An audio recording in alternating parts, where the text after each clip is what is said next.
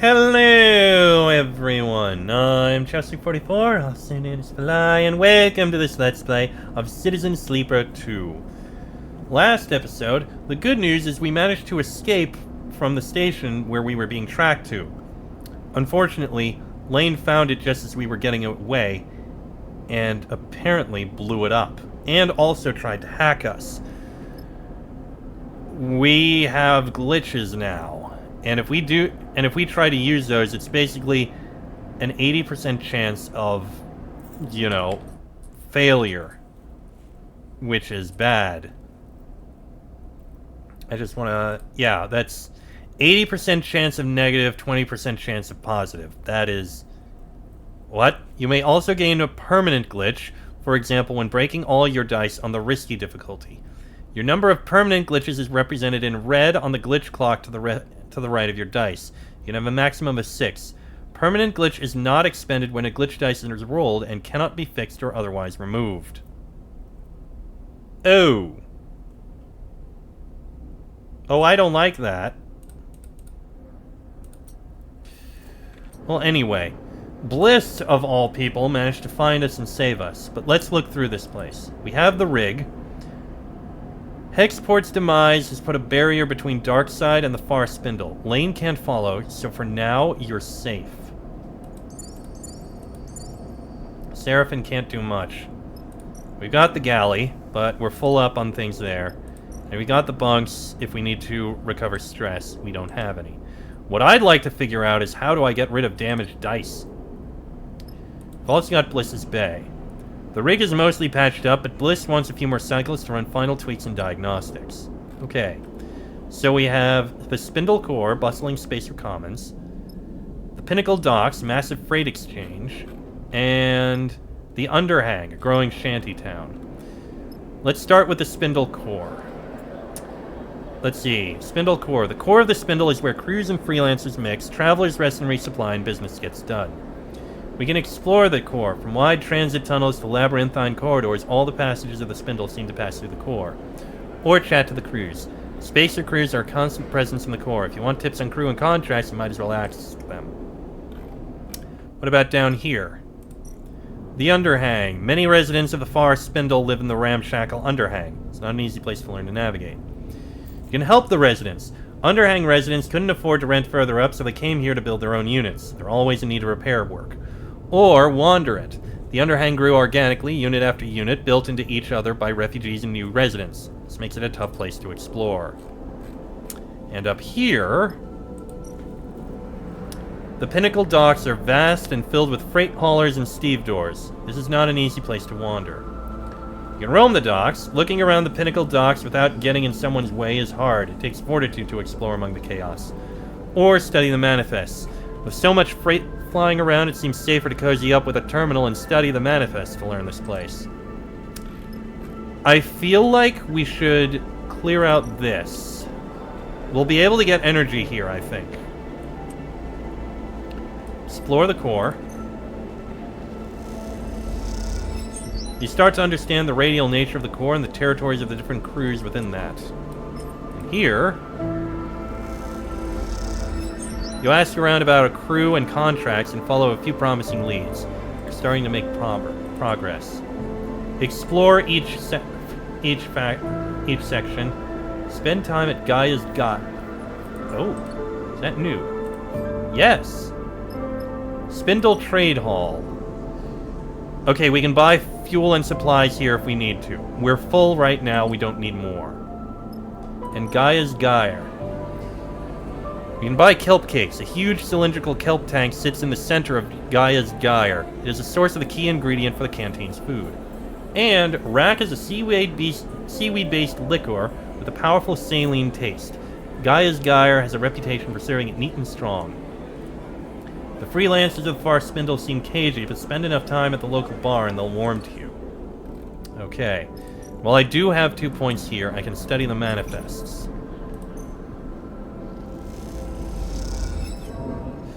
Well, I got 1 point. Oh! As you glide through the Pinnacle Docks, you hear shouting echoing down a corridor.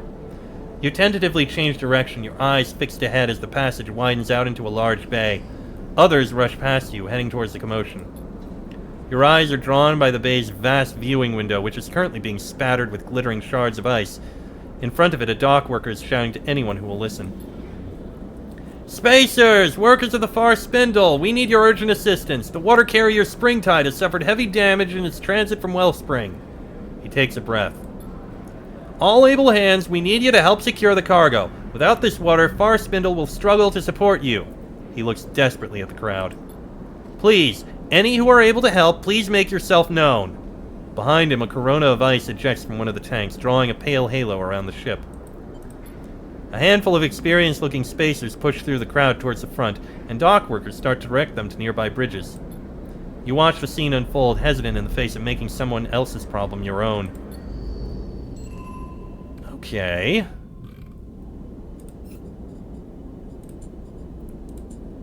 Help with repairs. I would if I could. That being so risky is very bad. Is there a safe option? If I spend some money. Rather than dulling your senses, the rack heightens them. Your frame buzzes as it struggles to metabolize the drink. Okay, that gets me a point of that. Let me guess. Risky, danger, risky. If there was a safe one, that would be good. There is not. I am not going to risk these dice. Well, I'll try it. Probably a bad idea. Oh my god! That actually worked! Okay, let's try another risky one. Probably a bad move. One less energy. Oh, there we go. The Springtide. Damaged in transit, the Springtide now needs desperate action to save it and its cargo before it's too late. The Springtide's precious cargo of water is being lost cycle by cycle. Without it, the far Spindle could be trouble. You can repair the leaks. The Springtide crew and Spindle dock workers are desperately appealing for any qualified bodies to help them plug the ship's leaks. Or, a tech team from the Dock Authority are working to reroute the flow of Springtide's water, saving as much as possible from leaking out into space. I can't repair the leaks, but rerouting the flow is something I 100% could do. I just need some good rolls. Signal station. We can interpret signals. The signal station searches for signals in the far Spindle's local region. Sorting them is too much work for just the crew. Or align the arrays. The signal station makes use of the network of arrays across the far Spindle. Synchronizing them is specialist work. So this is where I can go to get some money. Good. I will need to do a little more searching at the docks and at the core. For now, I've done all I can. Let's go ahead and end the cycle. We don't need supplies or fuel. We'll take money.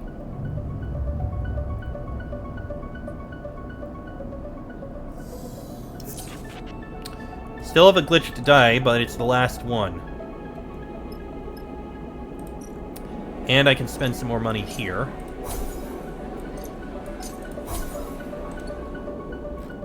I'm fine doing another exploration with the glitch to die.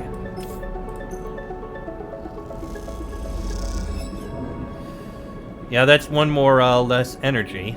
I'll use a 2 here, that's fine.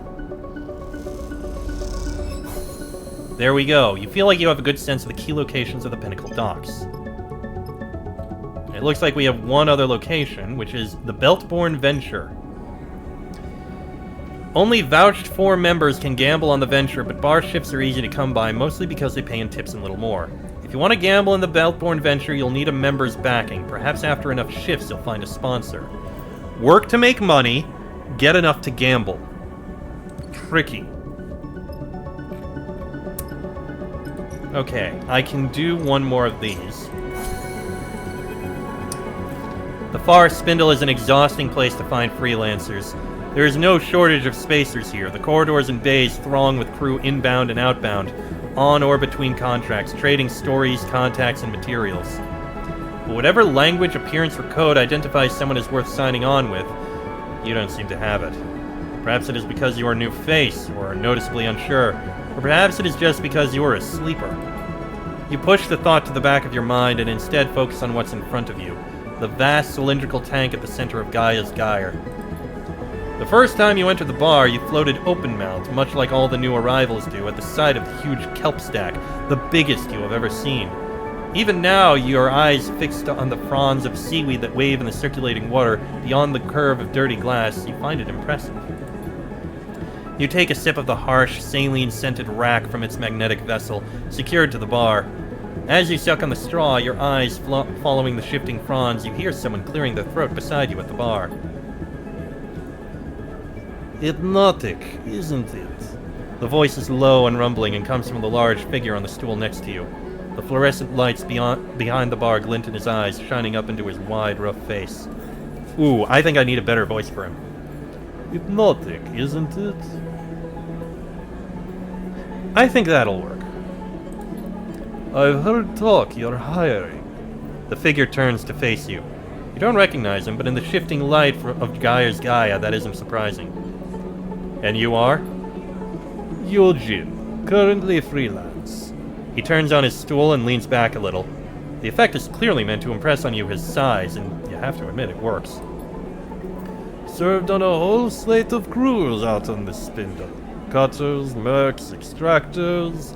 He smiles and places a broad hand on his chest. Broad skill set, good work ethic, sense of humor, the full package. Humble, too. He clucks with his tongue, smiling. I like you already. We're going to get on. I'll run anything out of the far Spindle. I'm tough and quiet, and you won't need to worry about me. He folds his arms across his chest. What kind of work are we talking about? Before you can answer, a voice echoes out from behind you. Eugene! You look over your shoulder for the source of the shout. Busy as ever, I see. Ah. Oh, I think I know this. A group of 3 spaces drift up behind you, one of them placing a heavy hand on your shoulder. She is fitted with metal optical implants, and you cannot see her eyes.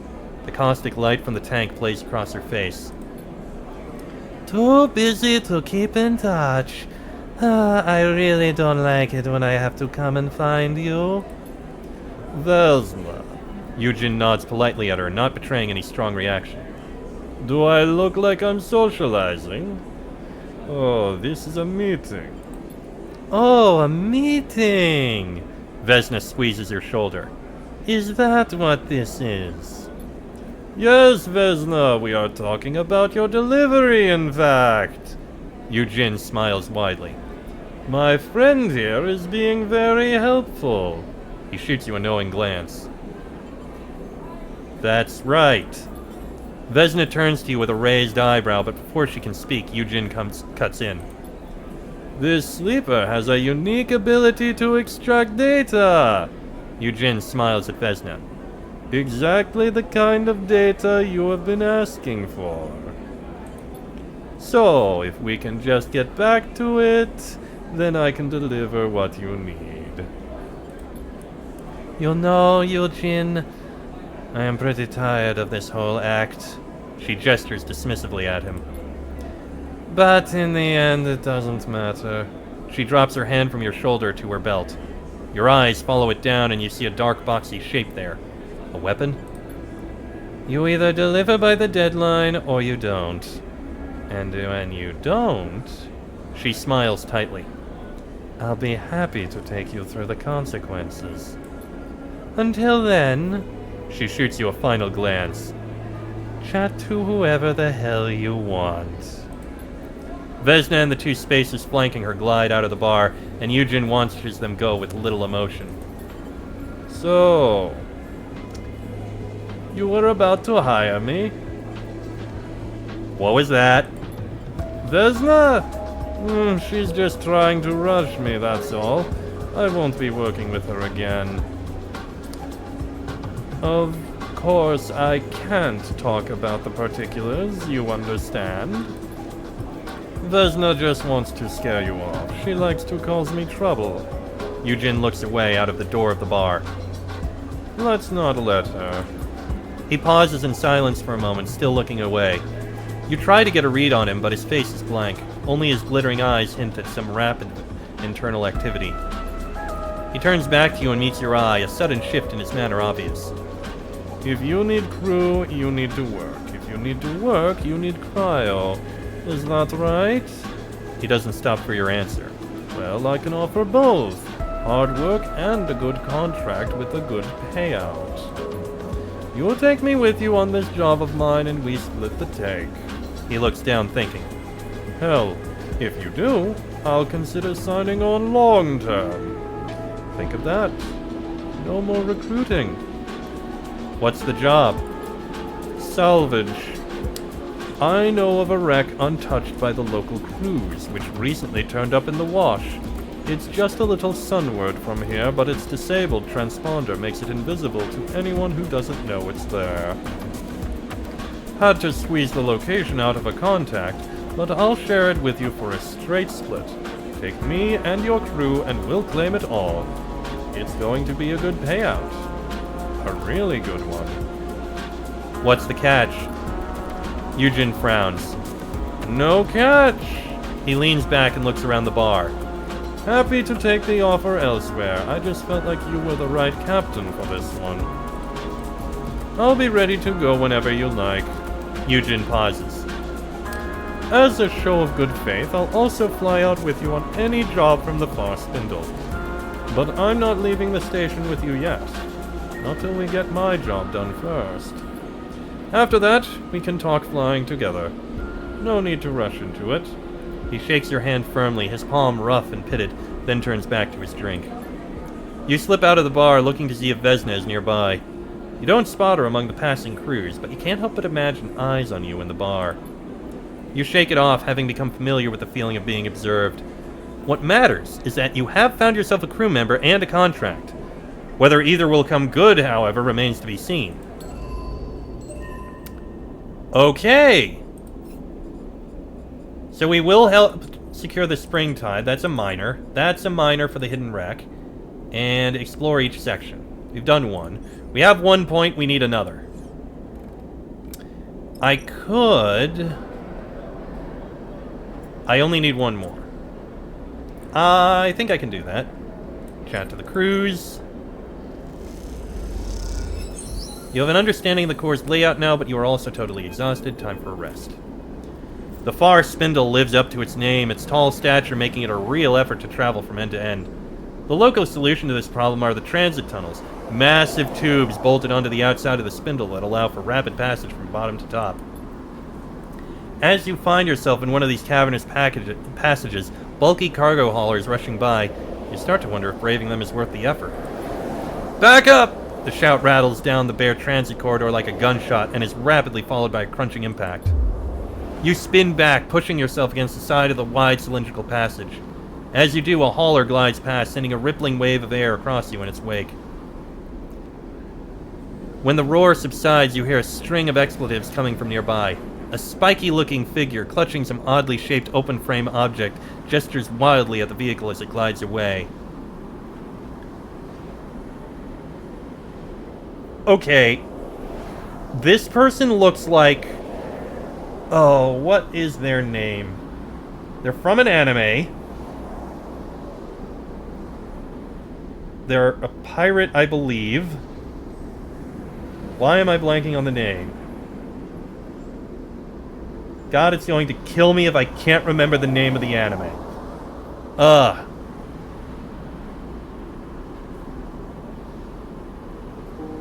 Hold on a moment. I'm actually going to look this up.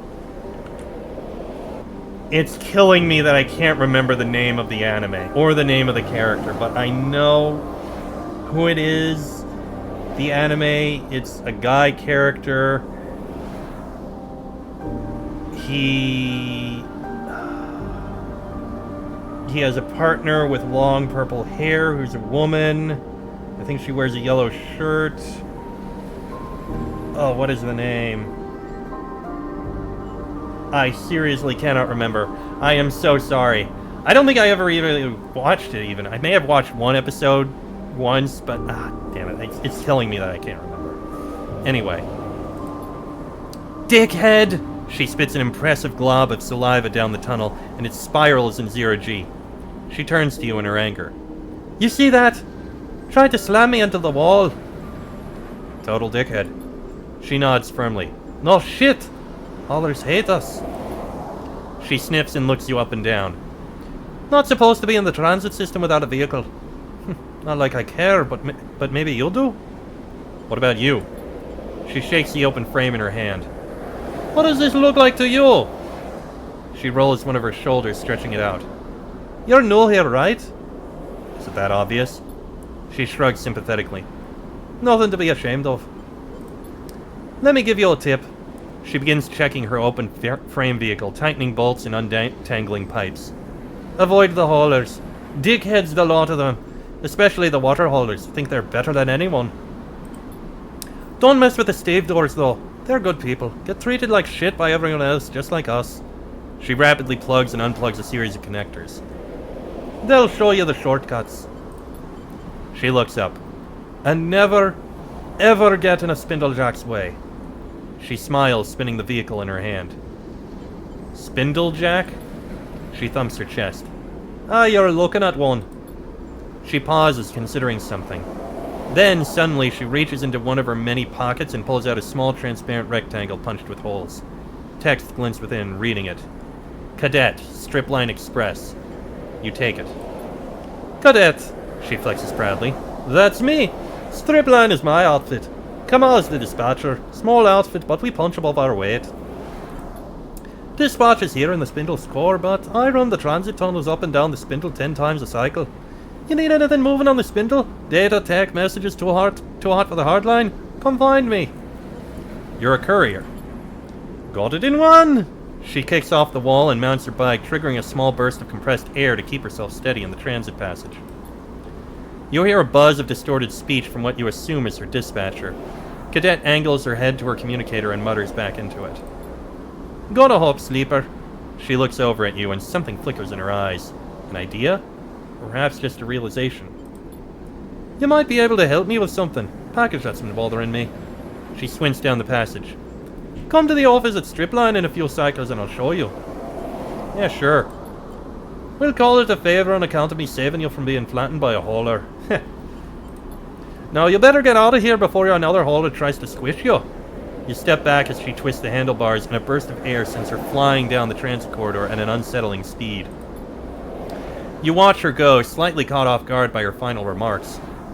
What would a courier need you for?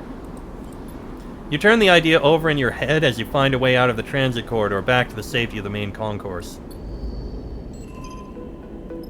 Stripline Express. Cadet mentioned needing help with something, but you were still at a loss to know what the courier might want. Okay, we'll deal with that later. Oh, there's only 6 cycles. Okay, reroute the flow. That's the best I can do. Okay, that's good. I'm fine using that one. Okay, that helps a bit. We need to do another rest. And I am going to end this episode here. Next episode, I think I'm probably going to try and focus on saving the Springtide before it goes up. I mean, it won't take much, just some really good rolls. You know, maybe I'll do exploration of the underhang so I can get that explored. And then maybe I'll do no dice damage on push reroll. That's gonna be very useful. I still don't know how to repair this. There's gotta be a way. But that'll be in the next episode. So until then, I am Chester44. Our name is Fly. This has been a Let's Play of Citizen Sleeper 2, and I shall see you all next time. That's what it is! Cowboy Bebop. That's the one I'm looking for. The main character from Cowboy Bebop. What was his name? Spike Spiegel. I feel like an idiot for the fact I couldn't remember that.